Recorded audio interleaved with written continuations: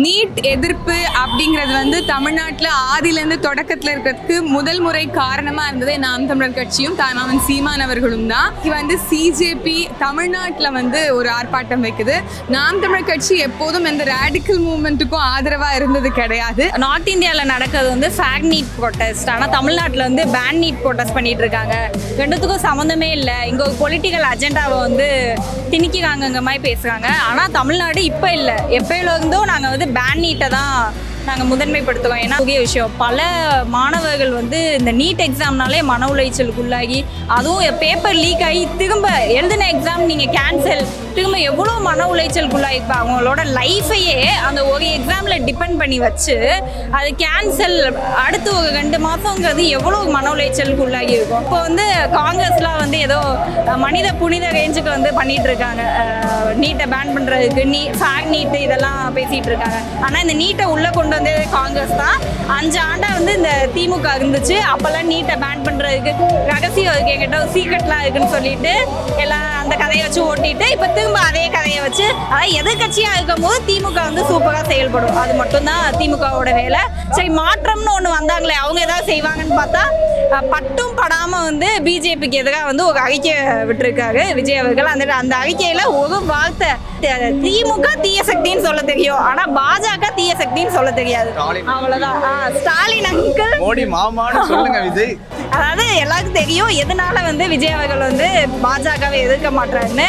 அவ்வளோ சுயநல ஒரு முதலமைச்சருக்கு கீழே தான் நம்ம வாழ்ந்துட்டு இருக்கோம்னு நினைக்கும் போது மன வருத்தமா இருக்கு. ஆனா எல்லாருமே மாணவர்கள் எல்லாருமே ஒரு 2 மாசமா சோர்வடைஞ்சிருந்தாங்க. என்ன தமிழ்நாட்டுல இவ்வளவு டிசப்பாயின்மெண்ட் ஆயிருச்சு, வந்து ஆட்சியில இவ்வளவுதானான்னு நினைக்கிறதுக்குள்ள அதுக்குள்ள ஒரு போராட்ட காலம் ஆரம்பிச்சிருச்சு. பார்த்தீங்கன்னா இப்போ அடுத்தடுத்து இந்த போராட்டம் வீரியம் ஆகணும்னு சொல்லிட்டு எங்களோட ஆதரவை தர நாங்கள் சித்தப்பா இடுபோன காத்தி சித்தப்பா, ஃபாத்திமா அத்தை எல்லாருமே சேர்ந்து வந்திருக்கோம்.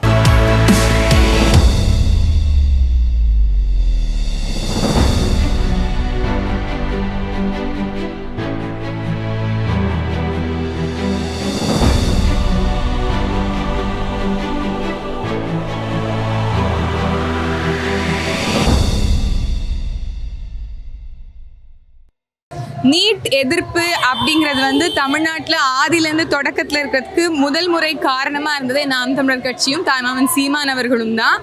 நீட்டினுடைய முறைகேடு எதிர்ப்பு தான் வட மாநிலங்களில் இருக்குது. ஆனால் நீட்டே வேணாம்ங்கிற இந்த நீரோட்டம் வந்து தமிழ்நாட்டில் மட்டும்தான் இருக்குது. அது அனிதாவின் முதல் மரணத்திலேருந்து தொடங்குச்சு. 9 ஆண்டுகள் கழிந்தாலும் அனிதாவை நினைவு கூர்ந்து எல்லா மாநிலங்களும் இன்னைக்கு அவளுக்காக குரல் கொடுத்து நீட் என்கின்ற கல்வி உரிமை எவ்வளவு, நீட் என்கின்ற இந்த முறைகேடும் சரி, இந்த நீட் என்கின்ற ஒரு தேவையில்லாத ஒரு திணிப்பும் சரி, அவசியமற்றது. இந்த பிள்ளைங்களுக்கு கல்வியை வியாபாரமாக்கிட்டீங்க.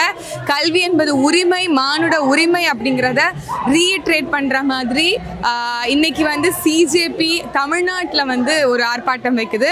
நாம் தமிழர் கட்சி எப்போதும் எந்த ரேடிக்கல் மூவ்மெண்ட்டுக்கும் ஆதரவாக இருந்தது கிடையாது. ஆனால் இவர்களுடைய நோக்கமும் கோரிக்கையும் ரொம்ப வலுவானதாக இருக்குது, ரொம்ப ஆக்கப்பூர்வமானதாக இருக்குது. அது நாம் தமிழர் கட்சி முதல்ல முன்வைத்த ஒரு கொள்கையாக இருக்குது. அப்படிங்கிற காரணத்துக்காக தொடர் ஆதரவையும் வாழ்த்துக்களையும் தெரிவிக்கிறதுக்காக நாங்கள் வந்து இன்னைக்கு சிபி அலுவலகத்துக்கு வந்து அவர்களுக்கு ஆதரவை தெரிவிச்சிருக்கிறோம். அவங்களுடைய போராட்டம் நோக்கமும் கோரிக்கைகளும் வெல்லணும் அப்படிங்கிறது தான் எங்களுடைய நிலைப்பாடும். ஆனால் இதைவிட ஒரு பெருந்திரளான ஒரு ஆர்ப்பாட்டத்தை நாம் தமிழர் கட்சி சார்பாக நாளைக்கு சைதாப்பேட்டையில் பனகல் மாளிகையில் அரங்கேற்றோம். அதற்கு எல்லாருமே வந்து பெருந்திரளாக வந்துருங்க.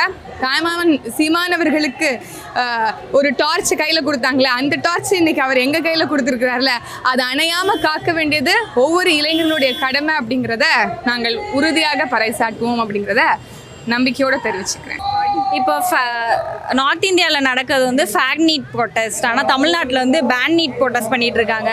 ரெண்டுத்துக்கும் சம்மந்தமே இல்லை. இங்கே ஒரு பொலிட்டிக்கல் அஜெண்டாவை வந்து திணிக்கிறாங்க மாதிரி பேசுகிறாங்க. ஆனால் தமிழ்நாடு இப்போ இல்லை, எப்போயில இருந்தோ நாங்கள் வந்து பேன் நீட்டை தான் நாங்கள் முதன்மைப்படுத்துவோம். ஏன்னா அனிதாவோட மரணம்ல இருந்து ஒரு போர்டு எக்ஸாமுக்கும் படிச்சுட்டு இந்த எக்ஸாமுக்கும் நீட் எக்ஸாம் என்ட்ரன்ஸ் எக்ஸாமுக்கும் படிக்கணும் அப்படிங்கிறதுலாம் ரொம்ப மனவேதனைக்குரிய விஷயம். பல மாணவர்கள் வந்து இந்த நீட் எக்ஸாம்னாலே மன உளைச்சலுக்குள்ளாகி, அதுவும் பேப்பர் லீக் ஆகி திரும்ப எழுதின எக்ஸாம் நீங்கள் கேன்சல், திரும்ப எவ்வளோ மன உளைச்சலுக்குள்ளாகிப்பா. அவங்களோட லைஃபையே அந்த ஒரு எக்ஸாமில் டிபெண்ட் பண்ணி வச்சு அது கேன்சல் அடுத்து ஒரு 2 மாதம் படிக்கணுங்கிறது எவ்வளோ மன உளைச்சலுக்கு உள்ளாகி இருக்கும். ஆனால் அதுக்கு பொறுப்பு எடுத்துக்காம அக்கௌண்டபிலிட்டி எடுத்துக்காம பிஆர் ஸ்ட்ராட்டஜி மட்டும் வச்சுக்கிட்டு அந்த விஷயத்தை வந்து தசை திருப்புறதுக்கு வந்து பாஜக பல முயற்சிகள் பண்ணாலும் திரும்ப அது பேக் டு ரூட்ஸ் மாதிரி மாணவர்களோட எழுச்சி தான் இந்த போராட்டம். தமிழ்நாட்டில் ஏன் இதை முன்னெடுக்கிறோங்கிறதுக்கு காரணம் பல வருஷமாக இதை தான் நாங்கள் பண்ணிகிட்டு இருக்கோம். இந்த நீட்டை வந்து ஒழிச்சு நம்மளோட மார்க்ஸை வச்சு மெடிக்கல் என்ட்ரன்ஸ் பண்ணாதான் கரெக்டாக இருக்கும். இது வந்து பல உயிர்களை இன்னும் எடுக்கிறதுக்குள்ள இந்த நீட்டை வந்து ரத்து செய்யணும். இப்போ வந்து காங்கிரஸ்லாம் வந்து ஏதோ மனித புனித ரேஞ்சுக்கு வந்து பண்ணிட்டு இருக்காங்க. நீட்டை பேன் பண்ணுறதுக்கு ஃபேக் நீட்டு இதெல்லாம் பேசிகிட்டு இருக்காங்க. ஆனால் இந்த நீட்டை உள்ளே கொண்டு வந்தது காங்கிரஸ் தான். 5 ஆண்டாக வந்து இந்த திமுக இருந்துச்சு. அப்போல்லாம் நீட்டை பேன் பண்ணுறதுக்கு எங்ககிட்ட மந்திரம் எல்லாம் இருக்குது அப்படின்லாம் உதயநிதி சொன்னாங்க.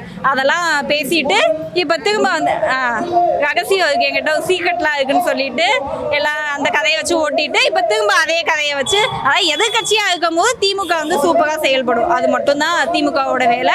சரி, மாற்றம்னு ஒண்ணு வந்தாங்களே அவங்க ஏதாவது செய்வாங்கன்னு பார்த்தா பட்டும் படாம வந்து பிஜேபிக்கு எதிராக வந்து ஒரு அறிக்கை விட்டுருக்காரு விஜய் அவர்கள். அந்த அறிக்கையில ஒரு வார்த்தை திமுக தீய சக்தின்னு சொல்ல தெரியும், ஆனா பாஜக தீய சக்தின்னு சொல்ல தெரியாது. அவ்வளவுதான். ஸ்டாலின் அங்கிள் மோடி மாமான்னு சொல்லுங்க விஜய், மோடி மாமான்னு சொல்லி பாருங்க அப்போ என்ன நடக்கும்னு. அதாவது எல்லாருக்கும் தெரியும் எதனால வந்து விஜய் அவர்கள் வந்து பாஜகவை எதிர்க்க மாட்டாங்கன்னு.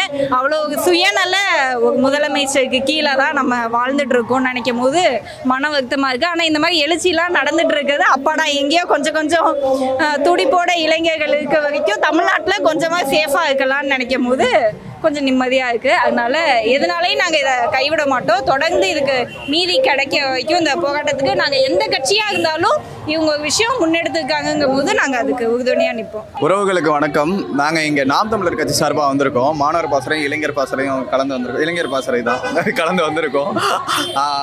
நாங்கள் இங்கே வந்துட்டு எங்களோட ஆதரவு கொடுக்க வந்திருக்கோம். உங்களுக்கே தெரியும், போராட்ட காலத்தில் கடந்த 20 வருடங்களாக நாங்கள் நின்றுக்கிட்டு இருக்கோம்.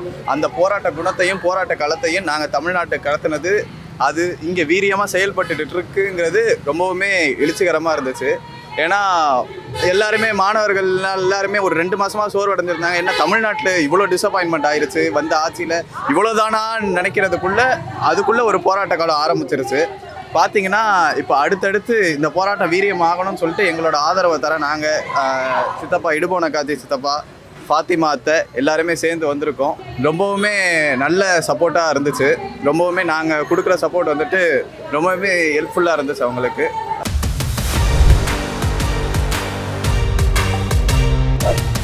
அருந்தமிழ் எங்கள் உயிருக்கு நேர்.